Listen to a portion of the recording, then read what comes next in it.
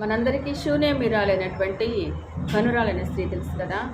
ఆమె మరి ఎలీషా షూనేము పట్టణానికి వెళ్ళినప్పుడు ఆయన భక్తిగల దైవజనుడని గ్రహించింది.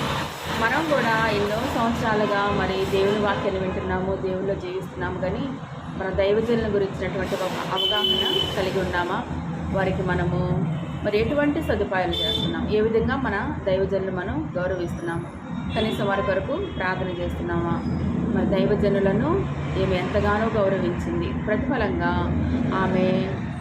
ఆమెకి ఉన్న కొరతను తీర్చబడింది. దేవుడు ఎలీషా ప్రవక్త ద్వారా ఆమెకు బిడ్డలు లేనప్పుడు ఒక కుమారుణ్ణి మరి దేవుడు అనుగ్రహించాడు. ఎలీషా ప్రవక్త ప్రార్థన చేయటం వలన మరి అదేవిధంగా తను మరి ఆ బిడ్డకి మరి చనిపోయేటువంటి రోగం వచ్చినప్పుడు, చనిపోయినప్పుడు కూడా ఎలీషా బ్రతికిస్తాడు.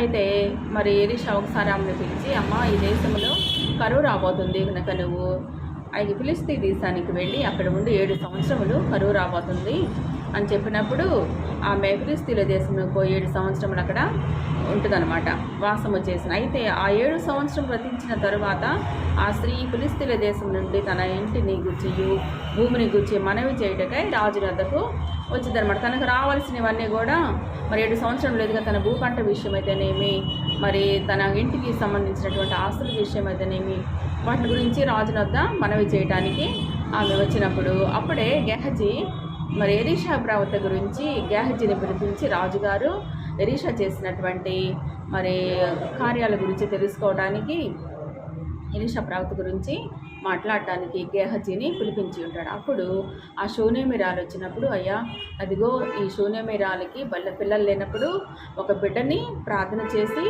మరి దేవుడు అనుగ్రహించినట్లు ప్రార్థన చేశాడయ్యా ఎలీషా ప్రవక్త. తర్వాత ఆమె బిడ్డ చనిపోయినప్పుడు కూడా ఆమె బిడ్డని బ్రతికించాడయ్యా అని చెప్పినప్పుడు ఆయన చాలా సంతోషపడతాడు రాజు. తర్వాత ఆమె వచ్చి రాజు వద్ద మనవి చేసింది, నా ఇంటిని గురించినటువంటి నాకు రావాల్సినవన్నీ ఇవ్వమని ఆమె రాజు వద్ద మనవి చేసినప్పుడు అప్పుడు రాజు ఆ స్త్రీని అడిగినప్పుడు ఆమె అతనితో సంగతి తెలియజెప్పాను.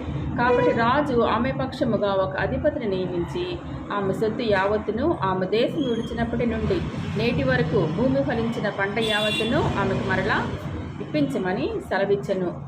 2వ రాజుల గ్రంథము 8వ అధ్యాయంలో ఈ విధంగా మనం చూస్తాము. అయితే మరి రాజు ఆజ్ఞ ఇచ్చి ఆమెకు రావాల్సిందంతా కూడా ఆమె పక్షంగా ఒక అధిపతిని నియమించాడు. మనం కూడా మన రాజు ఎవరు? మనకు రాజుల రాజు, ప్రభులకు ప్రభువు, మన ప్రతి అవసరము తీర్చగలిగిన వాడు. కాబట్టి మనం కూడా మన దేవుని యొద్దకు వెళ్ళి మనం ప్రార్థించినప్పుడు మన పక్షముగా పరిశుద్ధాత్మ దేవుని ద్వారా మన కార్యాలను సంపూర్తిగా